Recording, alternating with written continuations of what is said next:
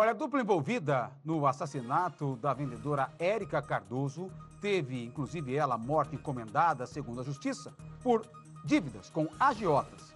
Eles foram condenados pelo Tribunal do Júri ontem em Franca. Você viu de perto, ao vivo, aqui o julgamento e o resultado você vê agora nessa reportagem. Os dois réus ficaram sentados lado a lado durante o julgamento, que durou 6 horas. Ambos ficaram a maior parte do tempo em silêncio. Christopher dos Santos Silva, de 27 anos, o mandante do crime.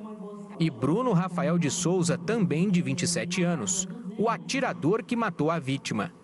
As defesas alegaram inocência. A única coisa que linka o Christopher ao processo é uma ligação do que o Bruno, teria feito.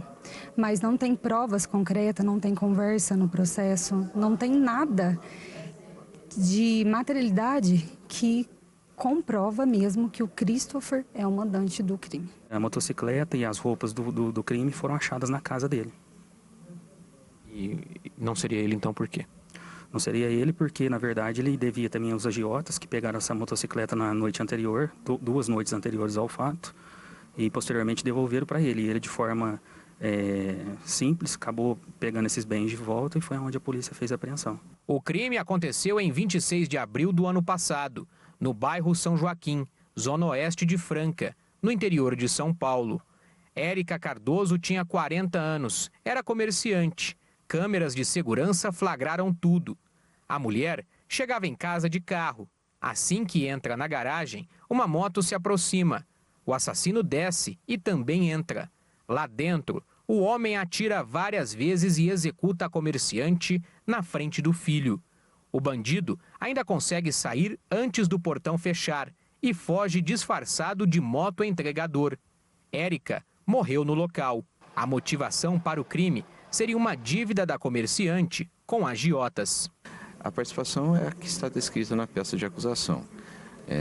O executor foi o Bruno e agiu a mando do Christopher. As provas, ao ver do Ministério Público, da promotoria, mostram isso de maneira bem evidente e isso veio através de uma investigação muito bem conduzida pela Delegacia de Investigações Gerais, com a obtenção de muitos elementos que puderam permitir a formação de um quadro probatório robusto. A motivação seria mesmo essa dívida com agiotas da Érica? Ao que tudo indica, sim, porque a Érica, ela lidava com empréstimo e com tomar dinheiro, tomar e emprestar, mas ela estava mais na condição de devedora e essa dívida possivelmente motivou o fato. Girava em torno de quanto essa dívida? Não há informações sobre o quanto. Ela tinha dívidas várias. Bruno, o atirador, foi preso menos de 24 horas após o crime, ainda com a moto que usou para praticar o assassinato. Natural do Paraná, ele já tinha diversas passagens pela polícia. As investigações apontaram que o amigo dele, Christopher, seria o mandante do homicídio. O jovem trabalhava como segurança e cobrador de uma agiota. Foi preso 1 mês depois pela PM. A mulher de 34 anos, que teria emprestado dinheiro para a Érica, prestou depoimento nesse julgamento apenas como testemunha. Ela já chegou a ser presa em outra oportunidade após uma operação do Ministério Público contra a agiotagem. Nesse caso, ela responde em liberdade.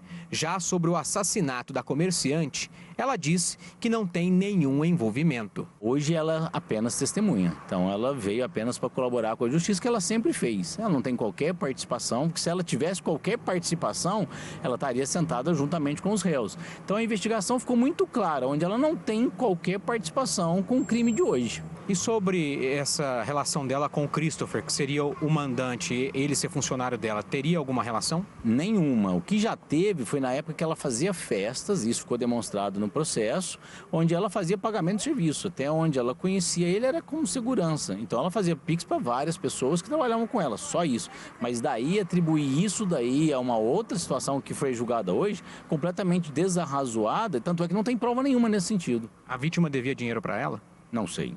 Familiares e amigos de Érica preferiram não gravar entrevista.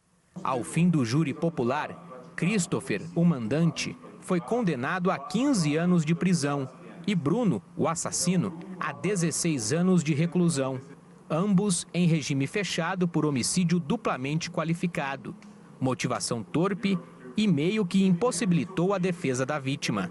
Os dois voltaram para a cadeia. O julgamento foi justo, correto, as provas eram muito evidentes a respeito da participação de ambos na morte da Érica. Não veio a se saber se alguém determinou que isso acontecesse ou por algum desentendimento do réu Christopher, ele mesmo resolveu agir e pediu que o Bruno fizesse isso. Mas é bem provável que não.